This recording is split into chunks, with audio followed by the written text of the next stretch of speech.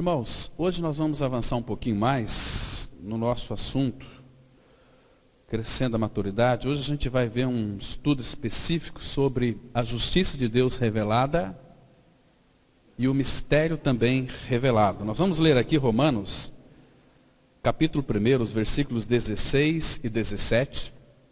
Lembrando que nós, que amamos o Senhor, queremos ter uma vida aos pés do Senhor, ascensional, crescendo em maturidade espiritual, nós vamos ver este evangelho, não apenas o evangelho que nos liberta do pecado, também engloba isso, é o primeiro aspecto do evangelho que nos liberta, precisa de ser esse alicerce, que é o evangelho da graça, que revela que nós somos libertados do nosso pecado. Então, este é o primeiro aspecto do evangelho, é a chave, então, que vai nos levar para dentro do verdadeiro cristianismo.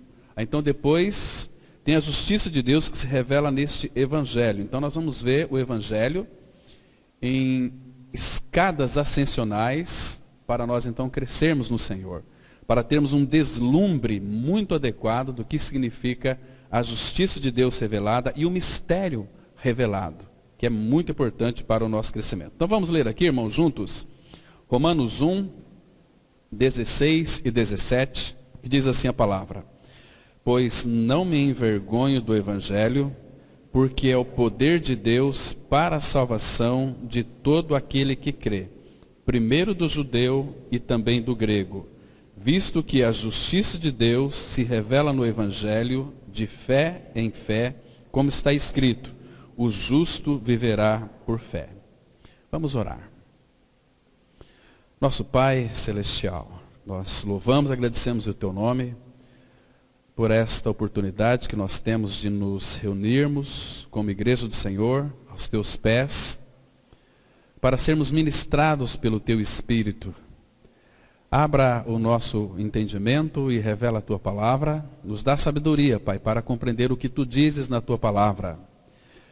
Tu sabes, ó Pai, que dentro da nossa intelectualidade nós não iremos conhecer o Senhor, mas aprove o Senhor revelar o Teu Filho a nós. Ele é o amado da nossa alma, nele o Senhor tem todo o seu prazer, e que a gente possa ter uma visão adequada, Pai, deste evangelho no qual revela a Tua justiça e revela todo o Teu mistério. Fala com cada um de nós.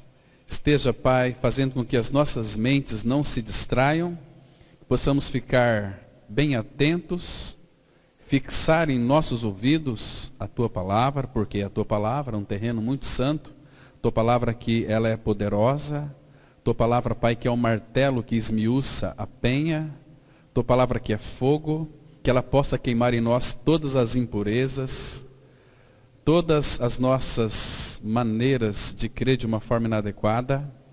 Pai Santo, nos encaixa no trilho do caminho da cruz, no caminho, Pai, da perfeição, que é o Senhor Jesus Cristo. Nós sabemos que somos tão imperfeitos, mas nós queremos ser, ó Pai, levados para aquele que é perfeito, porque aquele que é perfeito nos aperfeiçoa a cada dia, e sabemos quais são os seus instrumentos para nos aperfeiçoar. Nós te louvamos a Ti que o Senhor não tem desistido de nós, o Senhor tem nos amado com um amor que a gente desconhecemos, e Pai, nesta manhã o Teu Espírito ilumina as nossas mentes para que possamos ver algo mais das belezas de Cristo. Entregamos nas Tuas mãos esse tempo, Pai, para que seja um tempo de edificação da Tua igreja. Nós somos a Tua igreja, Pai, carecemos tanto de Ti. Fala conosco, em nome do Senhor Jesus nós oramos. Amém. Queridos irmãos e irmãs, o nosso privilégio ele é muito grande quando nós então temos essa liberdade para nos reunir em torno da palavra de Deus. Irmãos, neste evangelho é tudo aquilo que Cristo é e fez. Isto é evangelho. Claro que existem algumas definições de evangelho. Por outro lado, nós não podemos definir o evangelho, porque se nós fôssemos definir o evangelho, teríamos que definir o próprio Senhor. E ele é indefinível. Nunca temos a possibilidade de definir Cristo. Porque lá em Efésios 3:8, Paulo fala: a ele que é o menor de todos os santos, lhe foi concedido esta graça de pregar aos gentios o evangelho das insondáveis riquezas de Cristo. O que é insondável? É aquilo que não se pode sondar. Ó profundidade da riqueza, tanto da sabedoria como do conhecimento de Deus. Vocês acham mesmo que a nossa mente tem capacidade de dissecar o nosso Senhor Jesus? Claro que não. Ele é infinito. Irmãos, graças ao Senhor, nós temos que ser despertados para essa realidade de que quando nós nascemos de novo, nos foi colocado em nós a eternidade. Para quê? Para que você acha que Deus colocou em nosso interior a eternidade, que é o seu Filho? Para que nós, a partir do momento que nascemos de novo, conheçamos o Senhor. Nós vamos ter a eternidade inteira. Sabe o que significa a eternidade? Que nunca mais se finda, nunca mais se acaba. Vocês imaginam, irmão, para pensar o quão grande é o nosso Senhor. Lembra daquele cântico do Salmo 48? Grande é o Senhor e muito digno de ser louvado. Na cidade do nosso Deus, seu santo monte. Irmãos, nunca se esqueça disso, que o Senhor é grande. Grande é o Senhor. Ele está acima de todos os deuses. Ele tem, nele mesmo, todo o poder. Irmãos, isso deve trazer para o nosso coração descanso. Se Ele tem todo o poder, o que é impossível para Ele? Para nós, tudo parece que é impossível, não é assim? Mas para Ele, todas as coisas são possíveis. Ele quer que nós entendamos isso, para que nós confiamos nele e possamos depositar a nossa confiança nele e não temer. Ele sabia do nosso medo, tanto é que ele escreve, tem na Bíblia, mais de 365 vezes a palavra não temas, não tenham medo, não ficam amedrontados com nada. Eu sou o teu Deus. Mas acima de Deus, Ele é Deus, Deus é Deus, Deus e Deus, mas Ele é o nosso Pai. Então, agora imagina só, Deus é o nosso Pai, o Senhor Jesus Cristo é o cabeça da igreja, Ele é o cabeça, nós somos o corpo dele. Queridos, presta atenção, vamos fazer uma analogia aqui muito humana. Você quando teu dedinho lá do pé está doendo, ou de repente tem uma coisa que incomoda, você já fica tão preocupado, a cabeça vai cuidar daquela deficiência. Assim o nosso Senhor para conosco. Se o corpo de Cristo tem alguma deficiência, Ele vai cuidar. Que nós entendemos como disciplina, né? Meus irmãos, o apóstolo Paulo está dizendo aqui que ele não se envergonha do Evangelho. Claro que Paulo, antes de conhecer o Evangelho, ele se envergonhava porque ele não tinha essa revelação de Cristo. Ele era um homem que guardava a lei. Ele, por causa da lei, ele matava pessoas, como a gente vê também em muitos países que por causa da religião, eles morrem. Por causa da religião. Paulo também morria para defender a lei. Aliás, ele não morria, ele matava as pessoas. Mas quando ele teve uma visão de Cristo, irmãos, a visão, ela governa todas as coisas. Um cristão sem visão espiritual de quem Cristo é e fez, ele é simplesmente uma pessoa religiosa.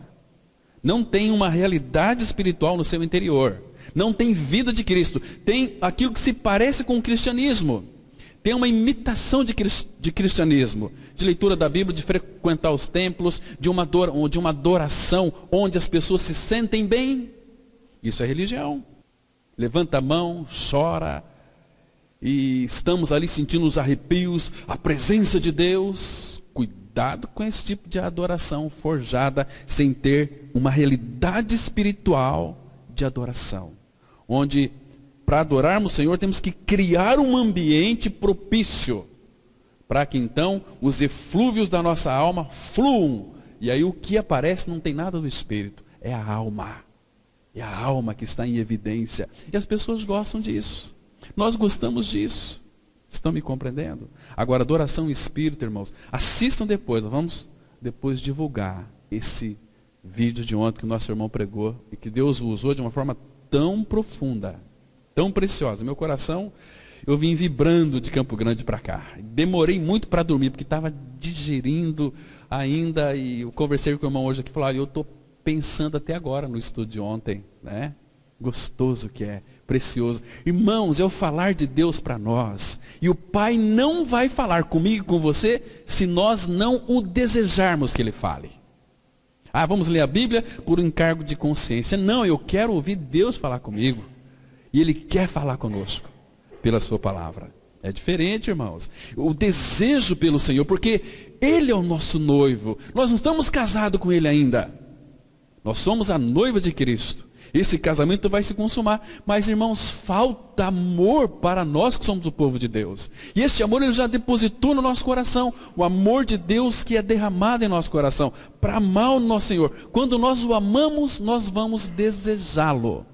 O nosso maranata não vai ser um maranata da boca para fora, mas vai ser um maranata de verdade. Senhor, vem, eu te quero.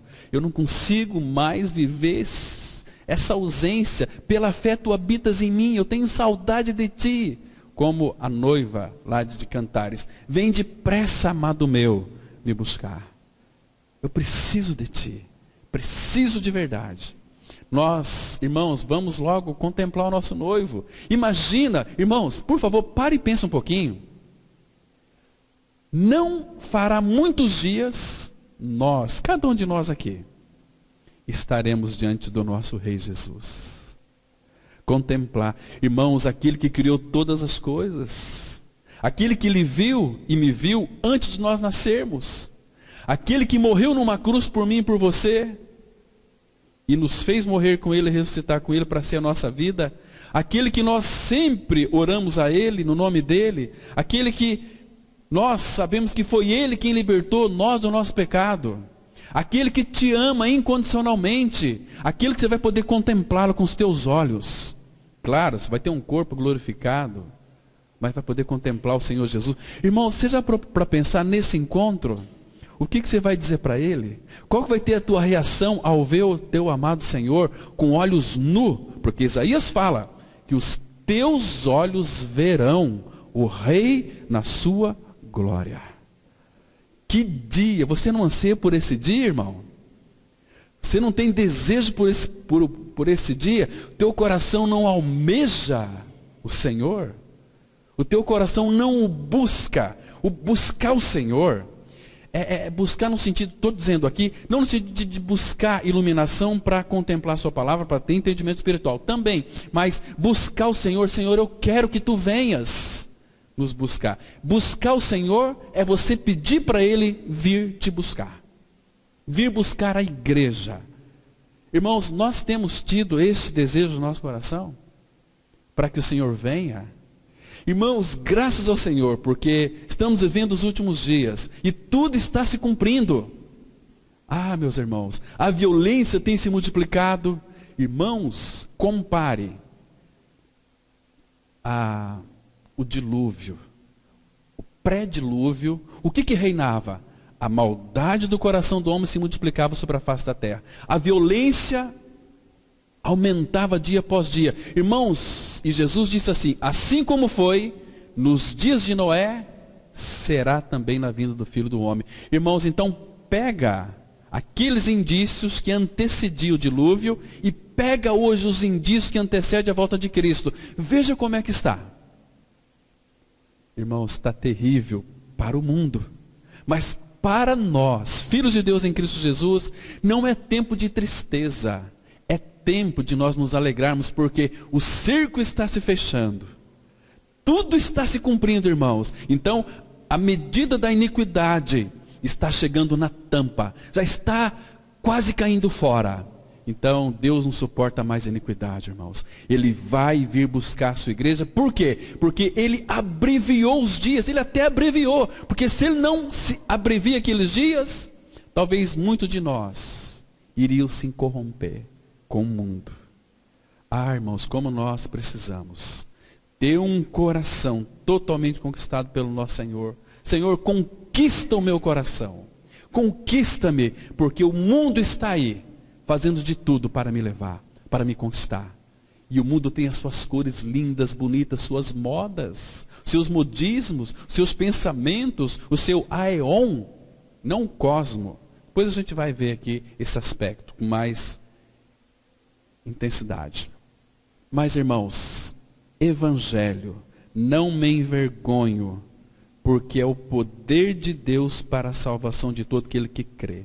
Irmãos, presta atenção numa coisa aqui. Só existe um poder para libertar o pecador do seu pecado. É o evangelho. Não existe outro caminho para sermos libertos do pecado. Irmãos, se nós não tivermos uma experiência com este evangelho, nós somos simplesmente evangélicos, não filhos. Batendo de novo nessa tecla aqui. E evangelho, segundo Paulo, ele ainda fala para nós com uma acuridade bastante significativa, dizendo o seguinte: se vocês não crerem como eu vos anunciei, vocês estão crendo em vão. Ou seja, nós temos que crer no evangelho como o evangelho ele é especificado nas escrituras. Então, o que é o evangelho? Evangelho, Paulo diz, eu entreguei para vocês o que eu recebi, que Cristo morreu. Se ele entregou o que recebeu, Cristo morreu, então Paulo também morreu. E essa é a nossa experiência também. Sabendo isto, que o nosso homem velho foi com ele crucificado, para que o corpo do pecado seja destruído e não sirvamos mais ao pecado como escravos. Romanos 6,7 vai dizer, se você morreu, aquele que morreu está justificado do pecado. Evangelho. Então nós morremos com Cristo. Romanos 6,4 fala que fomos sepultados com ele. Se nós morremos, temos que ser sepultados na morte pelo batismo. Não é batismo em águas. Batismo na morte é na morte, é ser incluído na morte de Cristo. Então nós morremos com ele, fomos sepultados com ele, ressuscitamos com ele, fomos salvos. Agora, aqueles que creem nessa verdade podem pedir o batismo nas águas, porque o batismo nas águas é uma figura daquilo que já foi feito em nosso interior. Jesus morreu e ressuscitou, nós morremos e ressuscitamos, então o batismo é uma figura pública, nós estamos externando aquilo que já aconteceu no nosso interior. Significa morte, sepultamento e ressurreição de Cristo. Então os céus se abrem. Quando um filho de Deus, ele é batizado nas águas, irmãos, vocês não sabem o que acontece no céu. Deus é como que parasse, chamasse todo o inferno, todos os seus anjos, todas as hostes angelicais e parassem. Olhem lá, o testemunho que os meus filhos estão dando. Eles estão sendo batizados. Eles são meu filho. E Deus diz assim, para poderes, principados e potestades, nesses meus filhos agora, vocês não tocarão mais neles, porque são meus. E ai daquele que tocar no Filho de Deus, dizendo para os principados e potestades. Irmãos, por isso que Pedro fala que nós somos um povo de propriedade peculiar, especial, exclusiva de Deus. Isso é tão maravilhoso. Então, o evangelho nos proporciona exatamente isso, irmãos. Que coisa mais linda. Nós não merecíamos isso. Ele nos deu a sua maior riqueza, que é o seu Filho Jesus Cristo. Então, neste evangelho também se revela a justiça de Deus. Então, Jesus, ele tomou sobre si a minha culpa e a culpa de cada um de vocês. Então não há mais nada que a lei possa exigir de mim, de você, porque Jesus satisfez tudo. Se ele satisfez tudo, infelizmente, irmãos, tem muitas pessoas tentando fazer alguma coisa para Deus, para tentar aplacar a ira dele. Não vai conseguir, porque tudo já foi feito. Então, irmãos, e o que o evangelho anuncia é que Deus enviou seu Filho para fazer exatamente isso, fazer tudo por nós. Agora, é importante que nós lembremos de uma coisa muito interessante, que Deus, ele não impõe de uma maneira qualquer a sua justiça. Antes, é devido à morte de Cristo, somente pela morte de Cristo, que Deus nos declara homens e mulheres justos. Somente pela morte de Cristo. Então não é por aquilo que nós fazemos. Entende? Cristo é a nossa justiça. Esse que é a nossa justiça, entenda uma coisa. A justiça revelada é isso aqui. Jesus é aquele que não conheceu o pecado. Aquele que não conheceu o pecado, Deus o fez, seu Filho, pecado por nós. Para que eu e você, nós, nele, fôssemos feito justiça de Deus. A nossa justiça é Cristo. E a nossa justiça está à destra do Pai. E nós estamos nele. Então o Pai, quando olha para nós, o que o Pai vê? Homens e mulheres justos. Por causa do Filho. Isso é tão maravilhoso, irmãos. Tão maravilhoso. Agora, o grande risco do cristianismo é pregar religiosidade, presumindo estar pregando o Evangelho. Eu posso pregar a Bíblia. Posso pregar aqui mensagens da Bíblia maravilhosas. Mas se não pregar a centralidade do Evangelho, o que sobra para mim? Anátema. Paulo fala em Gálatas 1, 8 e 9. Se nós, ou mesmo o anjo vindo do céu, vos pregue outro evangelho, que vá além do que temos anunciado, seja anátema, seja maldito. Então, muito cuidado com isso. Agora aqui, irmãos, visto que a justiça de Deus se revela no evangelho. Então, se evangelho é o poder para a salvação, o que nós podemos pregar? Paulo, quando chegou aos Coríntios, qual foi a proclamação de Paulo ali? 1 Coríntios 2, 2. Porque decidi nada saber entre vós, senão a Jesus Cristo e este crucificado. Cristo, pessoa, crucificado, a sua obra. Isso é maravilhoso. Agora, irmãos, o que nos chama a atenção aqui é que, pois não me envergonho do Evangelho. Você sabia, irmãos, que existem muitas pessoas que têm vergonha do Evangelho? Quando que nós temos vergonha deste Evangelho? É quando nós não pregamos o Evangelho. Por que nós não pregamos o Evangelho? Porque temos vergonha deste Evangelho. Paulo escrevendo a Timóteo, ele era um discípulo do Senhor, e depois Paulo encontrou, lá em Atos capítulo 16, havia um discípulo chamado Timóteo, ele já era discípulo do Senhor, então Paulo pegou Timóteo, acompanhou, e os dois cresceram juntos. Mas Timóteo era uma pessoa muito tímida, né? E Timóteo tinha uma tendência muito grande em se envergonhar do Evangelho. Tanto é que Paulo depois escreveu para ele, falou: Timóteo, não se envergonhe, não tenha vergonha do testemunho do Senhor e do seu encarcerado que sou eu. Pregue essa palavra, viva essa palavra. Pregar e viver está muito unido, irmãos.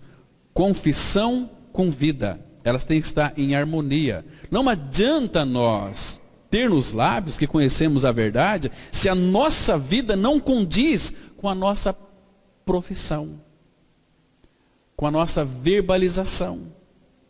Se você ensinar um papagaio louro a pregar o Evangelho, ele vai pregar o Evangelho. Será que ele nasceu de novo? Claro que não. Se você ensinar uma criança a pregar o Evangelho, ela vai pregar o Evangelho. Mas Deus não confia a crianças, confia a homens e mulheres adultos, que têm experiência com este Evangelho. Deus não confiou nem a anjos. Anjos queriam pregar. E por que anjos não pregam o Evangelho? Porque anjo não pode nascer de novo. Anjo, como é que eles vão pregar algo que eles não têm? Então nós temos que pregar aquilo que nós temos. E não se envergonhar deste Evangelho. Porque, irmão, se alguém se envergonhar dele, abra sua Bíblia em Marcos capítulo 8. Versículo 38. A palavra aqui nos chama a nossa atenção de uma forma bastante contundente. Marcos 8, versículo 38. A palavra, ela diz assim, olha, vamos ler com bastante cuidado esse texto aqui. Marcos 8, versículo 38. Porque qualquer que nesta geração adúltera e pecadora, irmãos, nós estamos vivendo uma geração adúltera e pecadora, se envergonhar de mim e das minhas palavras, também o Filho do Homem se envergonhará dele, quando vier na glória de seu Pai com os santos anjos. Irmãos, medita depois mais profundamente nessa palavra. Você tem vergonha. O que é ter vergonha do Evangelho? É ter vergonha dele, porque ele é o Evangelho. Cristo é o Evangelho. Nós pregamos Evangelho, pregamos o quê? A Cristo. Então, qualquer, seja quem você for, porque qualquer que nesta geração adulta e pecadora se envergonhar de mim e das minhas palavras, qual que é a consequência? Também o Filho do Homem se envergonhará dele, quando vier na glória de seu Pai com os santos anjos. Irmãos, quando você vai a algum lugar, e quando alguém lhe chama para dar uma palavra, você não fica com medo, não fica, eu tenho medo, eu não sei, não é que você tem vergonha. Cuidado, irmãos, peça para Deus ousadia e intrepidez para pregar essa palavra, para viver essa palavra. Irmãos, o Pai providenciou tudo para nós, nos deu poder, mas recebereis poder, Atos 1:8, ao descer sobre vós o Espírito Santo, e ser-me-eis minhas testemunhas. Sabe o que significa a palavra testemunhas no grego? Mártir. Quem vive e prega o Evangelho está sujeito a morrer qualquer hora. Porque, irmãos, Satanás faz de tudo para tirar você de cena.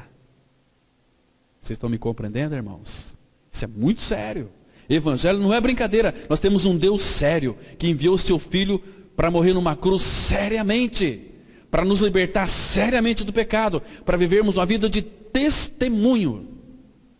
Nós não queremos ser igual a Jesus. Jesus foi ultrajado, não revidava. Jesus amava, foi cuspido. Jesus, irmãos, ele sofreu tudo. Sofreu tudo. E você acha que com nós é diferente? Então, pensar nesse aspecto aqui é muito sério. Deixa eu ler mais um texto aqui, Salmos 40, versículo 9 e 10. Olha aqui que ousadia, irmãos, porque a palavra ela vai se completando, tanto no Antigo quanto no Novo Testamento. 40, versículo 9 e 10. Tem que proclamar este Evangelho, anunciar este Evangelho. Evangelho é uma proclamação. Diz assim a palavra, 40, 9 e 10. Salmos 40, 9 e 10. Proclamei as boas novas de justiça, porque nele se revela a justiça de Deus. Boas novas de justiça. Justiça que ele nos justificou. Cristo é a nossa justiça. Na congregação, jamais cerrei os lábios. Tu sabes, Senhor. Não ocultei no coração a tua justiça. Proclamei a tua fidelidade e a tua salvação. Não escondi da grande congregação a tua graça e a tua verdade. Não é as verdades, só tem uma verdade, é uma graça. Vocês entendem, irmãos? Não me envergonhe do Evangelho, então não posso errar meus lábios, tenho que proclamar, tenho que viver, e à medida que eu vou vivendo, eu vou pregando este Evangelho. Este Evangelho, irmãos, que a palavra fala que é de fé em fé. Como nós vamos viver de fé em fé, de força em força, de glória em glória, mas de fé em fé, fé. O que é fé? Hebreus vai definir a fé, que a fé é o firme fundamento das coisas que se esperam, é a convicção de fatos que não se veem. Então, o que é fé? Fé significa viver em união com Cristo, porque Ele é a fé, Ele é o autor e consumador da fé. Então, irmãos, de que forma que a fé vem? A fé vem pelo ouvir e ouvir da sua palavra. Como que a fé vem? Não é ouvir da sua palavra? O que é fé? Fé é Ele. Ele é o autor e o consumador da fé. Então, é quando nós proclamamos o Evangelho que Cristo vem habitar nos pecadores, se eles crerem. Ele vem, Ele dá fé para a pessoa ter fé, para crer naquilo que é a fé. É o Evangelho. A fé vem pelo ouvir da palavra. A fé é Ele. Nós não pregamos uma fé, nós pregamos Cristo, que é a fé. Aí a pessoa vai ser cheia de fé para poder crer em Cristo. Vamos avançar então, irmãos. Não há cristianismo sem revelação. E a igreja cristã está como está hoje porque os homens se esqueceram da revelação e puseram a filosofia em seu lugar. Vamos estudar a teologia sistemática, né? Irmãos, tem tantas coisas envolvidas na teologia sistemática. Não estou pregando contra teologia, mas cuidado por querer conhecer a Deus pela teologia sistemática. Você vai conhecer a Deus por revelação. Buscar-me-eis e me achareis, quando me buscardes de todo o vosso coração. Serei achado de vós. No hebraico lá, em Jeremias, serei achado de vós, significa, eu vou se revelar a vós. Eu vou se deixar achar por vós. Mas se vocês me buscarem de todo o vosso coração. Então, eles vêm aí tentando encontrar Deus. Vêm tentando reconstruir um Salvador, um Jesus de Nazaré. Vem tentando fazer o evangelho por sua conta. Temos ouvido falar muito da busca da verdade, da pesquisa sobre a realidade. Tudo isso é o oposto ao evangelho. O evangelho não é algo que nos convida para que nos juntemos numa grande busca ou numa procura. Evangelho é uma proclamação. A fé vem pelo ouvir da palavra. É uma revelação. É um desdobrar, um desvendar algo. Significa tornar manifesto ou tornar simples e claro aquilo que estava oculto, aquilo que era mistério para nós. Veja aqui como que esse mistério foi revelado. 1 Timóteo 3,16, a Bíblia diz assim: evidentemente, grande é o mistério da piedade. Aquele que foi manifestado na carne, foi justificado em espírito, contemplado por anjos, pregado entre os gentios, crido no mundo, recebido na glória. Irmãos, este versículo aqui fala de que nós temos três coisas neste verso aqui. Evidentemente, grande é o mistério da piedade. A palavra piedade aqui no grego tem uma ideia de a santidade também, do pio, daquele que creu. Piedade. Mistério da piedade. Aquilo que foi manifestado na carne. O que isso significa? O verbo se fez carne. Ele foi manifestado. O Deus, esse mistério da piedade, que é o próprio Cristo, ele se manifestou em carne. O verbo se fez carne. João 1,14. E o verbo se fez carne e habitou entre nós. E colocou a sua tenda entre nós. Né? E uma outra coisa aqui. Manifestado na carne. Justificado em espírito. Fala daquilo que ele é e fez. Aquilo que ele fez para nos justificar, aquilo que ele fez na cruz, ele não tinha pecado, ele morreu a nossa morte, ele é a nossa justiça, nós somos justificados nele. É uma obra completa de Cristo na cruz. Obra completa, irmãos. Não deixou nenhum resquício para Satanás entrar. Nós que deixamos. Porque, irmãos, nós somos muito distraídos de Cristo. Nós vivemos uma vida muito acomodada, irmãos. Vivemos uma vida sem compromisso com o Senhor. Aí muitas vezes nós abrimos brechas para Satanás entrar. Né? Aí depois você não entende porque o chicote come nas suas costas. Por que Deus coloca você, permite tanto aperto na sua vida? Porque Ele está lhe chamando a atenção, quer te ensinar uma lição e você não compreende. É um cabeça oca, um cabeça dura, cabeça de minhoca. Até quando nós temos que ser machucados, feridos? Porque Ele faz a ferida. Ele não quer fazer isso, mas Ele é pai e ama, então Ele precisa, muitas vezes, nos levar a um sofrimento, para a gente aprender a lição. Percebe? Mas a gente não aprende a lição. Né? Ele foi contemplado por anjos, pregado entre os gentios. Aleluia, aqui fala de nós. Crido no mundo, Ele foi recebido na glória, que fala da ascensão de Cristo. Você vê, irmãos, tudo isso aqui em um só versículo. Mistério revelado. Mistério da piedade foi revelado porque Ele se manifestou na carne. Nós o conhecemos de uma forma tão experimental. João escrevendo que a nossa comunhão é com o Pai e com o Filho. Né? Nós temos apalpado naquilo que concerne ao verbo da vida, para que vocês também tenham comunhão junto conosco. Irmãos, só para quem não quer de fato realmente ver. Mas esse aqui é o sentido. Então, quando eu disse que o Evangelho é uma proclamação, lembra de Lucas, capítulo 2, a partir do versículo 8 a 11, aqueles pastores estavam lá, ali cuidando daquelas ovelhas e alguns gados. De repente, um anjo aparece para eles.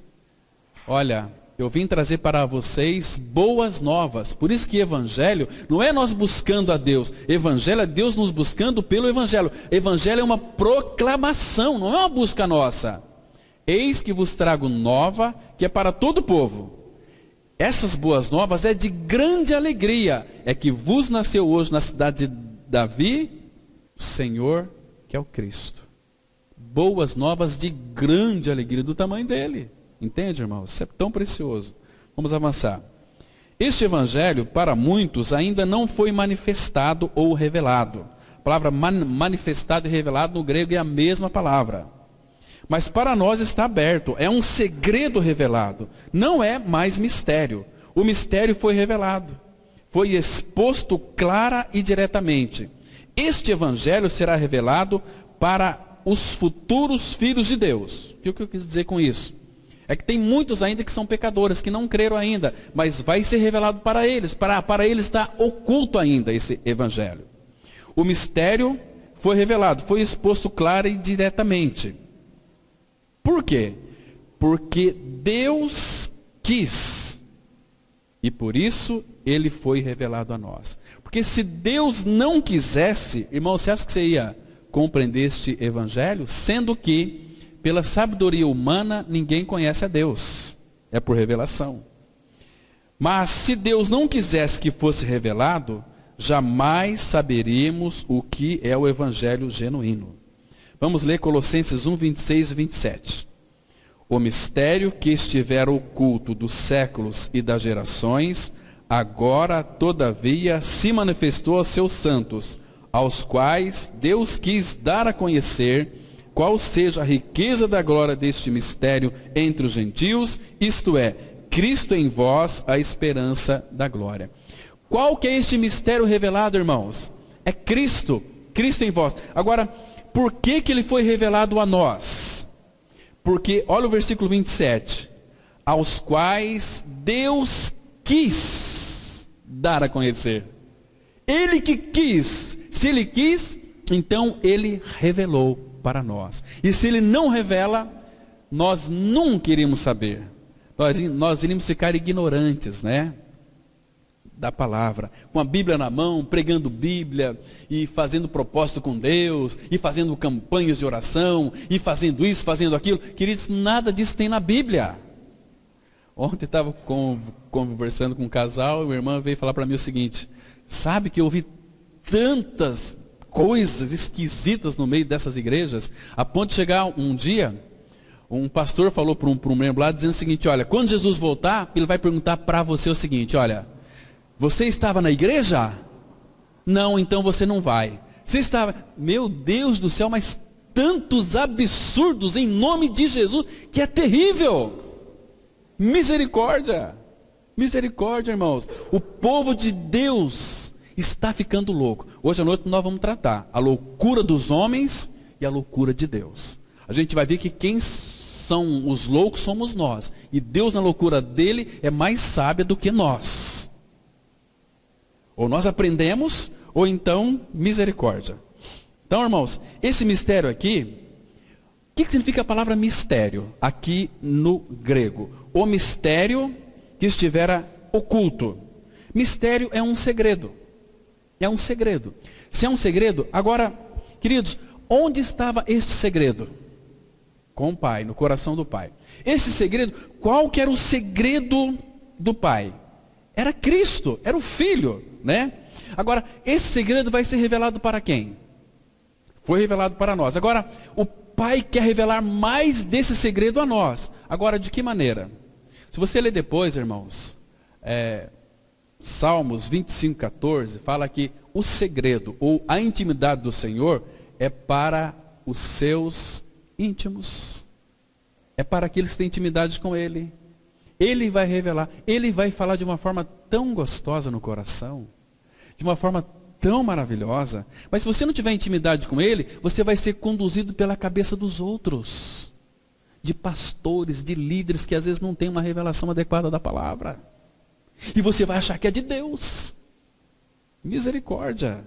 Irmãos, que o Espírito Santo de Deus nos convença disso. Porque se o Filho não revelar o Pai não revelar o Filho, nós vamos ficar na ignorância.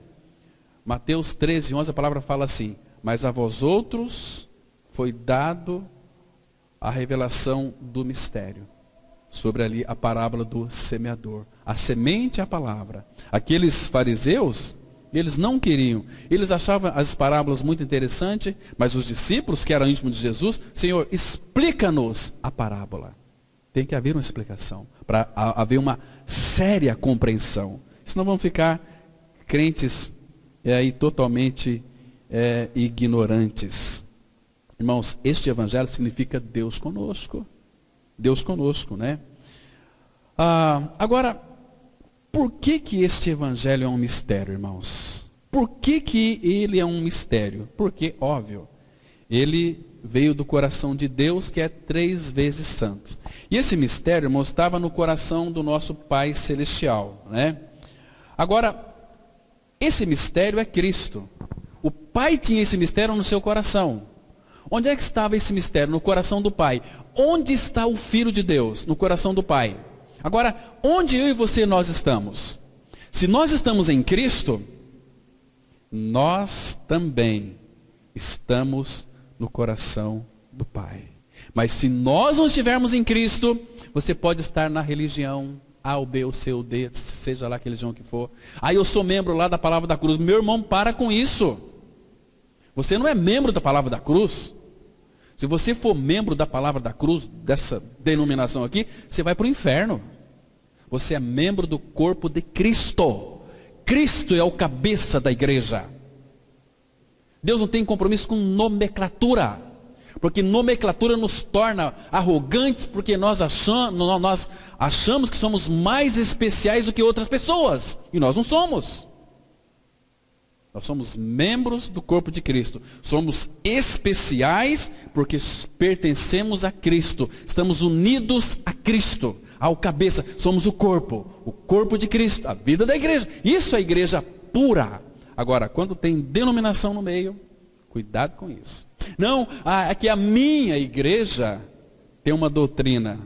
Meu irmão, o que é isso? Que doutrina que é essa? E todas elas vêm em nome de Deus. Você acha que Satanás vai usar coisas ruins, irmãos, para atrair as pessoas para a sua guilhotina, para os seus laços?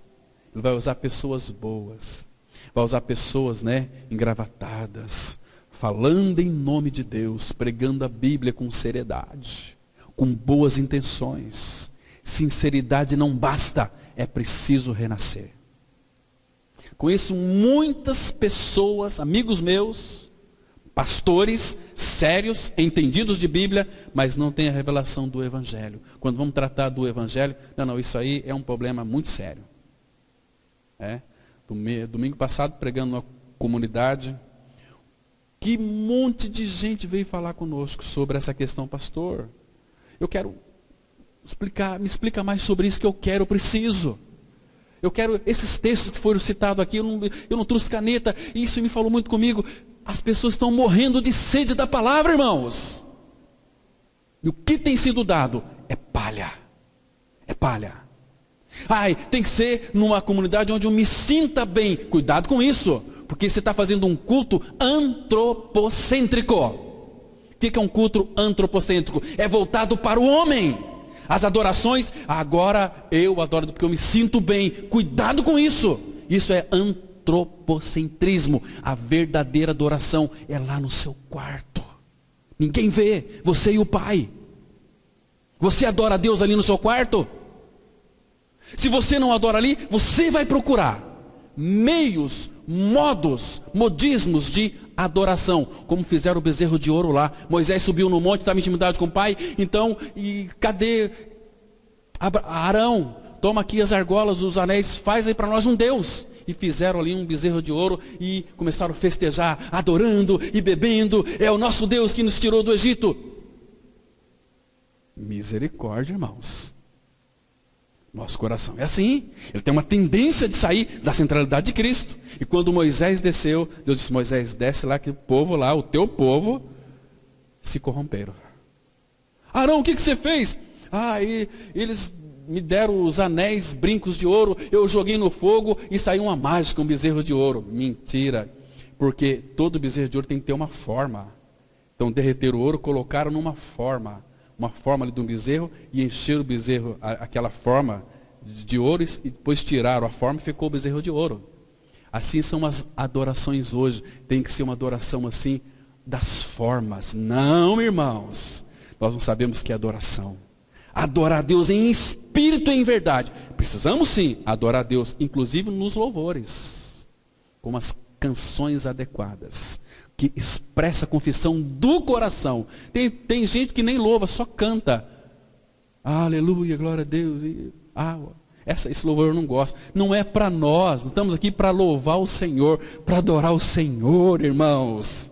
Não é para nossa satisfação. Quando nós o adoramos, quando nós levantamos a adoração a Deus em espírito e em verdade, Ele se contenta. Vem para nós edificação. O que nós queremos? Como uma pessoa, conversei algum tempo atrás, 40 anos de evangelho, que fiquei quase com o rei de costa. Leva a Bíblia para todo mundo, faz obras, e está lá na igreja, e faz isso, faz...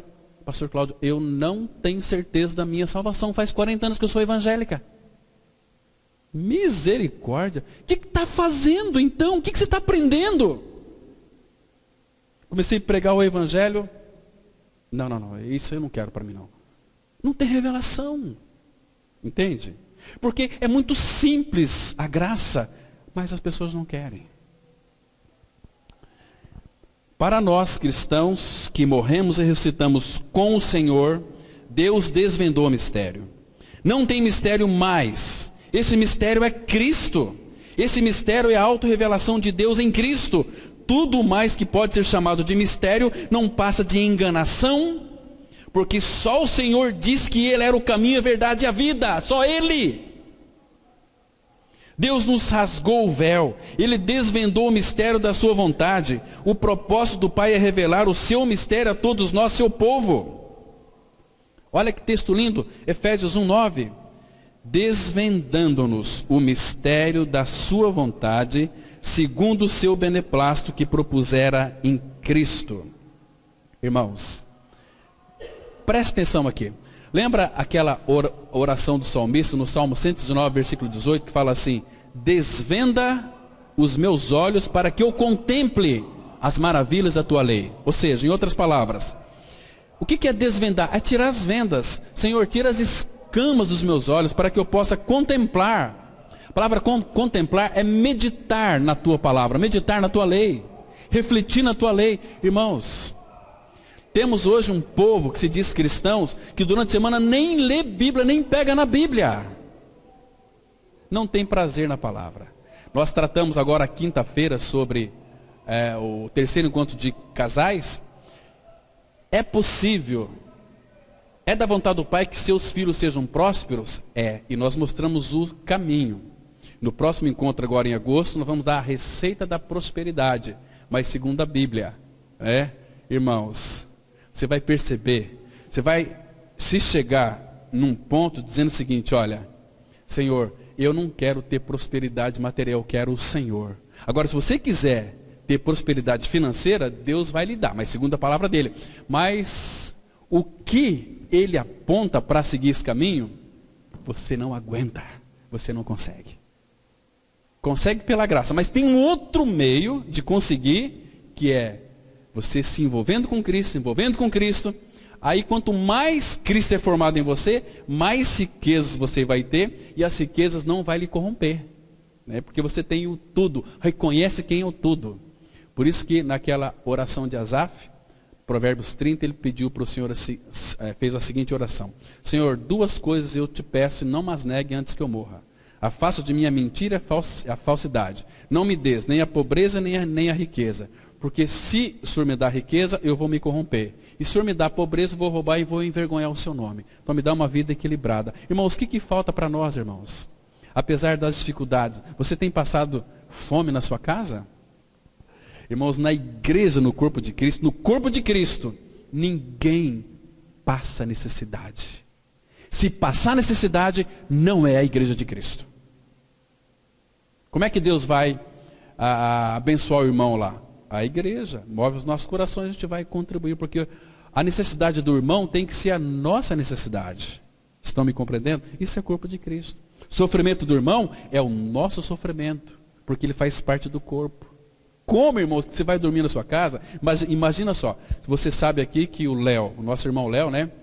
Ele está desempregado, a esposa também, ele está padecendo necessidade, não tem dinheiro para comprar ali alimentos. Aí você vai lá na sua casa, né? Ó Senhor, graças te dou por esse alimento. Mas na hora o Espírito Santo vai trazer ele na sua mente. Vai ter coragem de orar agradecendo ao Pai? Você pode muito bem pegar aquele metade do prato. Não, isso aqui eu vou levar para o meu irmão Léo. Eu vou comer metade, vou dar metade para ele. Você está fazendo jejum. Entende? Precioso, irmãos. Então, ele tem que desvendar os nossos olhos para que nós, então, compreendamos o beneplácito da sua vontade. A palavra beneplácito significa o seu bom prazer que Deus propôs em Cristo. Então, uma das primeiras vontades do Pai é ter uma família de muitos filhos, levar muitos filhos à glória. Hebreus 2:10 vai dizer exatamente isso. Então, como que ele fez isso? Enviando seu filho para pagar o preço, para que Deus pudesse ter então uma família de muitos filhos parecidas com o seu filho Jesus. Tudo começou com o bom prazer de Deus em revelar a sua vontade a nós, seus filhos. A vontade de nosso Pai Celestial estava guardada em mistério, em segredo. Agora, em Cristo, esse mistério foi rasgado, essa vontade foi revelada e esse beneplácito foi aberto. O que é beneplácito? Significa que essa vontade de Deus é uma vontade que para Ele mesmo é boa, perfeita, agradável, como Paulo diz em Romanos 12:2. Vamos ler. E não vos conformeis com este século, mas transformai-vos pela renovação da vossa mente, para que experimenteis qual seja a boa, agradável e perfeita vontade de Deus. Essa palavra aqui, século, mundo, que no grego é mundo, mas aqui, esse mundo aqui não é cosmos. Aqui no grego vai aparecer aeon, aeon. O cosmos significa o mundo físico. Não é esse mundo aqui. Quando fala, não vos conformeis com este século, não vos conformeis com este mundo. Mundo, aeon, o que é aeon no grego? O que significa essa palavra aqui? Aeon, né? Aqui, irmãos, é um sistema, aeon é um sistema dominado por Satanás. É como o mundo pensa, a moda do mundo que muitos cristãos imitam, isso é aeon, né?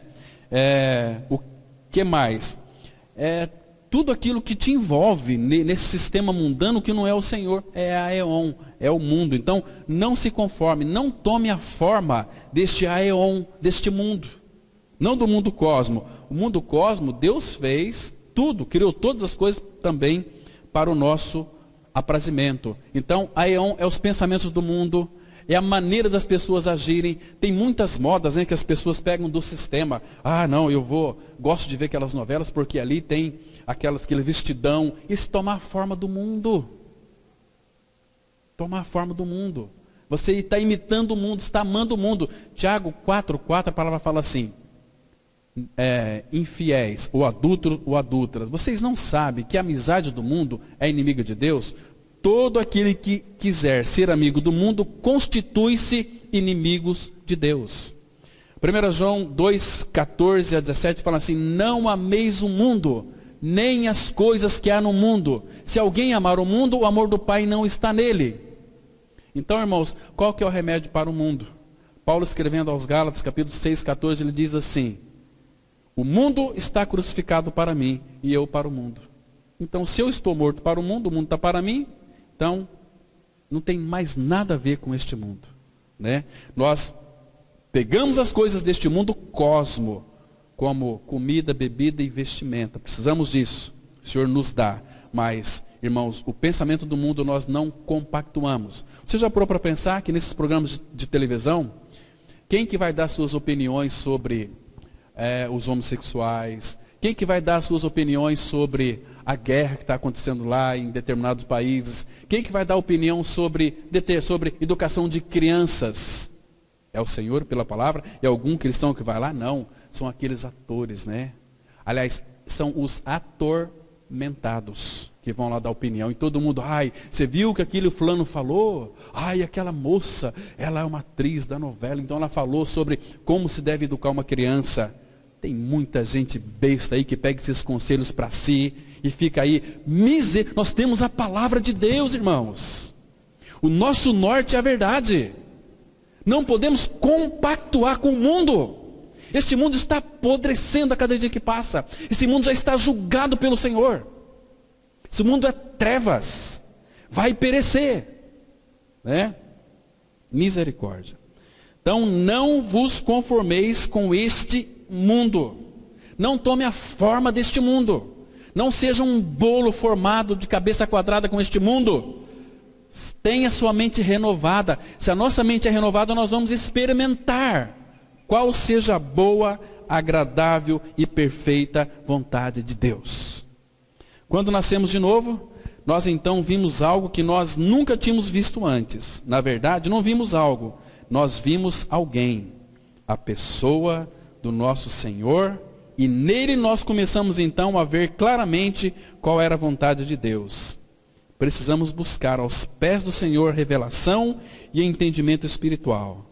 Satanás odeia quando uma pessoa tem entendimento espiritual e recebe a revelação da verdade da palavra. Quando uma pessoa é alcançada pela palavra, ela sabe o que é a verdade revelada, o que a palavra representa e que essa verdade pode realizar maravilhas em sua vida. E também recebe a revelação de que a igreja do Senhor é um exército invencível. Por que é invencível? Porque Cristo disse aqui em Mateus 16, 18. Também eu te digo que tu és Pedro, sobre esta pedra edificarei a minha igreja e as portas do inferno não prevalecerão contra ela. Irmão, irmã, as portas do inferno não podem prevalecer contra a igreja. A Bíblia diz em 1 João 5,18 que nós somos de Deus. E o maligno não pode nos tocar. Somos habitados por Cristo, o Todo-Poderoso. Em Jeremias 20:11 a palavra fala assim, que o Senhor está conosco como um poderoso guerreiro. Ele é quem vai guerrear as nossas guerras, vai guerrear os nossos problemas. Então, irmãos, deixa Ele guerrear os seus problemas. Fala, Senhor, eu não sei o que fazer diante desse grande problema, mas eu sei que Tu podes. E Ele vai descortinar. Irmãos, maior é aquele que está conosco do que aquele que está no mundo. Abra sua Bíblia em Jeremias, capítulo 15, a partir do versículo 20. Jeremias 15, 20. Aqui nós temos uma declaração, irmãos, que nós somos invencíveis, irmãos. Satanás não tem vez contra a igreja do Senhor. Significa que ele não tem vez contra você e contra mim. Ele pode lançar os seus dardos, mas ele não pode nos tocar. Nós temos que pedir ao Senhor uma mente renovada e discernimento espiritual para vermos as suas astúcias e ficarmos prevenidos. Leia depois Efésios capítulo 6, a partir do versículo 12, muito interessante. Mas aqui em Jeremias 15, 20, a Bíblia diz assim, presta atenção. Jeremias 15, 20 e 21. Eu te porei contra este povo, olha, eu te porei contra este povo como forte muro de bronze. Presta atenção aqui, irmãos. Olha o que a Bíblia está dizendo. Deus está dizendo, eu te porei, Ele que vai nos pôr, contra este povo, como forte muro de bronze. Eles pelejarão contra ti. Eles vão pelejar, não tenha dúvida disso. Mas não prevalecerão contra ti. Por quê? Porque eu sou contigo para te salvar, para te livrar deles, diz o Senhor. arrebatar-te-ei das mãos dos iníquos, livrar-te-ei das garras dos violentos. Ele livra, ele protege, ele guarda. Então, as portas do inferno não prevalecerão contra a igreja do Senhor. Igreja, corpo de Cristo. Isso é maravilhoso, irmãos. Por outro lado, ficamos impressionados quando notamos que foram os religiosos que oravam e jejuavam continuamente que se escandalizaram com a palavra do Senhor Jesus. Vamos ler aqui Mateus 15, 12 e 14, que diz assim: Então, aproximando-se dele os discípulos, disseram: Sabes que os fariseus, ouvindo a tua palavra, se escandalizaram? Deixai-os, são guias de cegos. Ora, se um cego guiar outro cego, cairão ambos no barranco. Está vendo aqui? Ouviram a palavra, se escandalizaram. Não é assim? Irmãos, hoje em dia, quando as pessoas escutam esse evangelho da graça, eles se escandalizam, eles têm raiva, rangem os dentes, mas são religiosos. Conhecem a Bíblia, de capa a capa, são professores de teologia. Estão me compreendendo? Mas não tem nada de vida de Cristo. Essa palavra os escandaliza.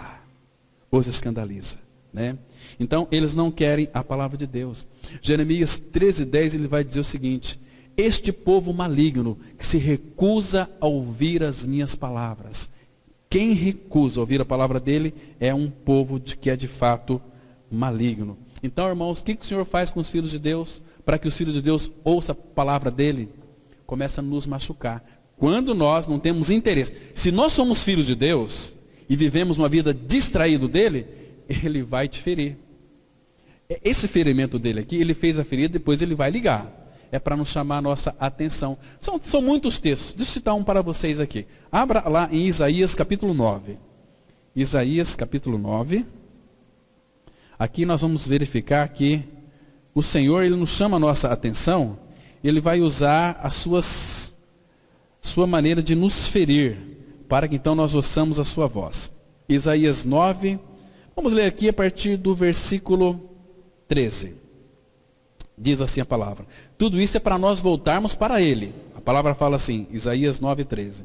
Todavia, este povo não se voltou para quem o fere, nem busca ao Senhor dos exércitos. Aí continua.